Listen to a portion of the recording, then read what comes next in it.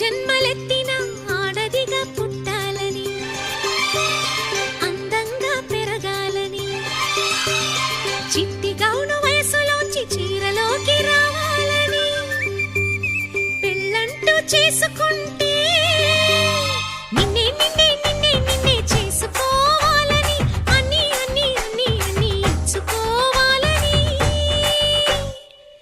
ఆశ ఆశ ఆశ ఆశ ఆశ పిచ్చి ఆశ.